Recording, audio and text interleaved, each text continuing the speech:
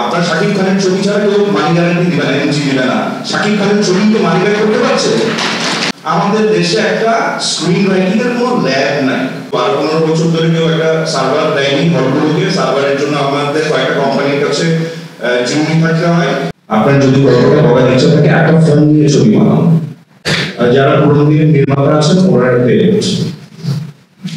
আমি ওনাদের কাছ থেকে কোনো এক্সপেক্ট করি না। হল মালিকরা যারা আছেন কেউ কখনো হল মালিকদেরকে এই জিনিসটা পয়েন্ট আউট করে নাই যে আপনারা কেন কার্টুন ছবি চালাইবেন। আজকে সিনেমার মিনিস্ট্রি এই কথা বলেছেন। আপনারা একবার বলেন না, আপনারা কখনো কোথাও এই দোষটা স্বীকারই করলেন না যে আপনারা মিডল ক্লাসে আমাদের মা চাচি ফুপি যারা ফিল্ম দেখতে চাইতো আমাদেরকে বলে নিয়ে তাদেরকে হল থেকে বের করে দিয়েছেন।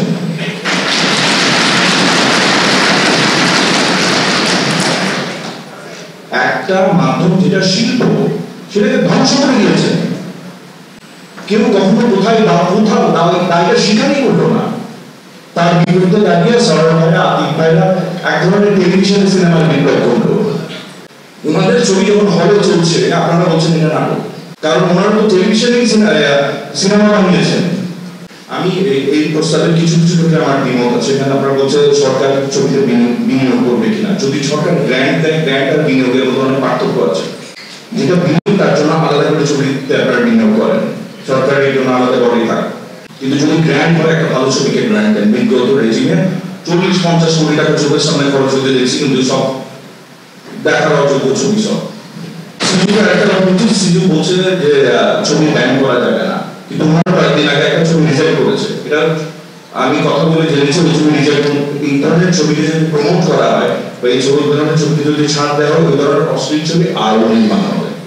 কিন্তু যদি রিজেকশন ওনাদের হাতে যদি কিছু ক্ষমতা না থাকে তাহলে ওই ধরনের ছবি আমরা 20 বছর আগে ঢুকে যাবো। আমাদের যারা মায়ের হাত ধরে ছবি দেখতে যেতাম, ফুফির হাত ধরে ছবি দেখতে যেতাম, ওনারা তো বাংলা সিনেমার নামই শুনতে পারে না।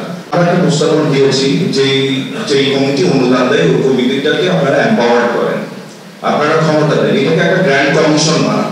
ওইখানে আপনারা 15 জনের লোক রাখেন, ওখানে 8 জনই থাকে আমরা একটা ক্রিয়েটিভ স্ক্রিপ্টে কিভাবে কাজ করবে এবং ফিল্মের যে পুরস্কার দেয় ন্যাশনাল অ্যাওয়ার্ড সেখানেও অর্ধেক আমরা। উনি ওনার পছন্দের শিল্পীকে দিল 10,000।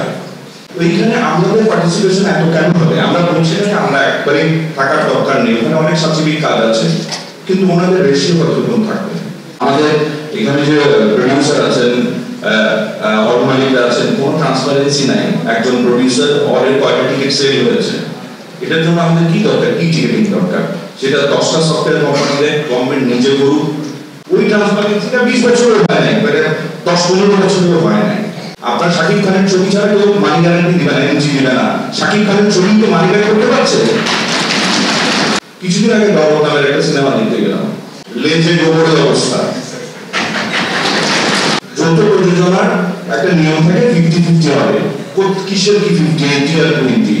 তো এটা প্রমাণ করলে আপনি একটা সুপারস্টার নিলেও একটা ছবি আপনাকে মানি ব্যাক গ্যারান্টি দেয় না, কারণ আপনি ঠিকঠাক গল্পটা বলতে পারছেন না। আমাদের দেশে একটা স্ক্রিন রাইটিং এর কোনো ল্যাব নাই। আর আমাদের দেশে হয়ে গেছে কি 60 লাখ টাকা দিয়ে এটা দিয়ে সিনেমা বানানো যায়। সিনেমা বানাইতে তো আপনাকে 2 কোটি টাকা দরকার, আপনাকে একটা সহায়তা দিয়েছে সরকার। আপনি এক্সপেক্ট করেন 60 লাখ টাকা দিয়ে আপনি পুরো সিনেমা বানাবেন। সলিউশন কি আমরা জানি, কিন্তু 12-15 বছর ধরে কেউ একটা সার্ভার দেয়নি হলগুলোকে। সার্ভারের জন্য আমাদের কয়েকটা কোম্পানির কাছে জিম্মি থাকতে হয়। টিকেটিং তো নাই, কোনো ট্রান্সপারেন্সি নাই। স্টার সিনেপ্লেক্সে তাও টিকেটিং এর একটা ব্যবস্থা আছে, তাও 500 টাকার টিকিট সেল হলে প্রডিউসার 100 টাকারও কম পায়।